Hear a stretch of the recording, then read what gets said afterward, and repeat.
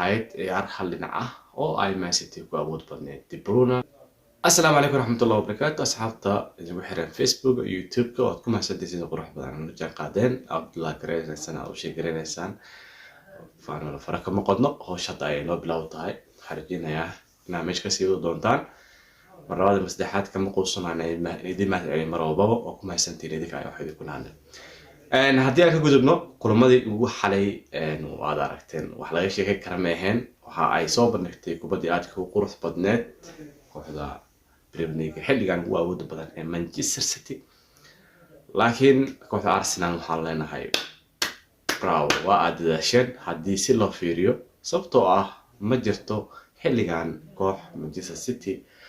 la barbardhigi karaato oo isku awoodayihiin sababtoo ah halkani waxaad ku soo gaarteen xirfadiina kubadeed iyo awoodda aad u leedihiin inaad ku guuleysataan Premier League sababtoo ah seasonka bilowga ilaa hadda waxaad hogaaminaysaan horyaalka tabelka mana jirin koox xilligaas intaasi samaysay waxaana Arsenal sidaa ay samaysay iyadoo aanan ciyaartooy fara badan aan u joogin sida Man City iyadoo u awood badan tahay ciyaartooy fara badan u haysato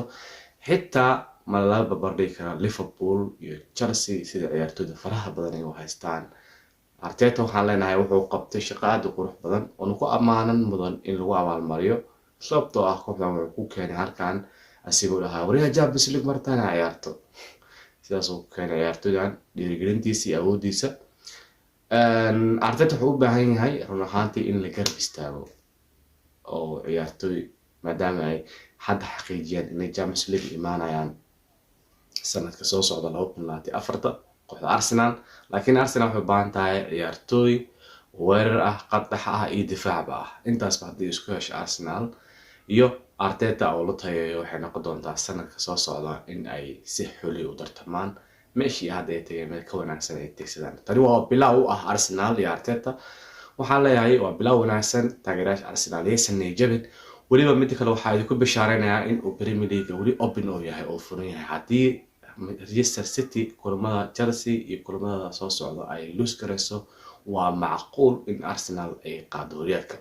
laakiin Arsenal shuruudo hortaagan waxay tahay 5 kulan oo dhiman in ay gabi ahaan badiso 5 kulan haddii ay badiso waxa marwalba ay suganayaan kooxda Man City natiijo walba ay gaarto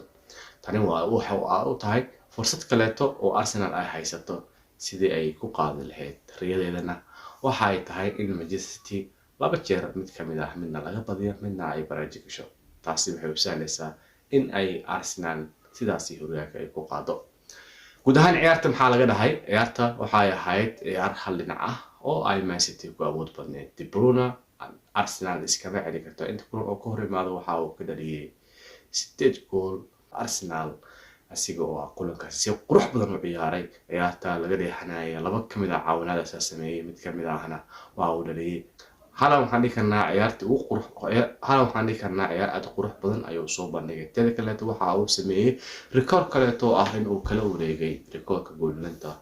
oo maxaas Mo Salah oo ku qaaday 38 kulan 32 gool oo ku dhaliyay halka halan uu marayo 31 gool waxaana uu leeyahay 33 gool taasi ayaa ka dhigan in halan sanadkan uu gaari karo 40 gool waa haddii uu goolashiisa sida hadduu dhaliyo kaliya waxa la leeyahay waxa uu gool ka dhalinin kulmadii oo ciyaaray kooxda Liverpool iyo kooxda Chelsea halka kulmada kale oo dhamaan oo soo taaftay 18 koox goolashooda garoonka guud ahaan waxay ahayd ciyaar aad u qurux badan waxaan leeyahay kooxda Arsenal hambalyo sidoo kale waxaan leeyahay kooxda aan loo karin Manchester City taageeraha yar ku leh dunida waxaan leeyahay hambalyo idinkana waxa halkan ku joodaan awoodda Guardiola aan la iska celi karin taasna waa xaqiiq dhabta ay jirto waa haddii aad ku guuleysan kartaan 3 koob riyadiina ay tahay hadda idin bilaawday talaabada ugu horeysa aad qaadeen waxaan rajay doonaa in kulamada soo socdana aad si qurux badan u ciyaari doontaan ciyaarihii kala xala dhacay waxa kamid ah kooxda Barcelona oo afka ciida loo daray 2-1 laga badiyay waliba waxa ay la leeyahay kooxda Barcelona waxa ay ku nasiib badan tahay in ay shaqeysatay kulamadii hore ee horyaalka bilowga ah sida April loo soo galay waxa ay badisay oo kaliya hal kulan kale laba kulan waa laga badiyay kulan baraaja ay gashay taas ayaa keentay in kooxda Barcelona ay aad u leeyahay bishan April kooxda Real Madrid idana waa iska tacbaan oo kulanka ugu dambeeyay idana waa laga badiyay 4-2 ayaa loo adkaaday halka kooxda Inter Milan ay iska xaadirisay kama dambaysta finaalka halka Juventusna ay gurigeeda loo diray ciyaar ku dhamaatay 1-1 taasi oo ahayd in Inter Milan aan la iska celi karin kuna ku fiican tahay in ay koobka yar maxalliga ay qaado halka Inter Milan ay semifinal ay taagan tahay Copa Champions League haddii ay AC Milan ka soo tagto waxay si toos u digso doontaa finaalka Champions League kama dambaysta guud ahaan intaas ayaan kusoo afmeeraynaa guud ahaan intaas ayaan kusoo gabagabeynaa haddii aad ka heshay muuqaalkan gaarsiiyey asxaabtaadana la garay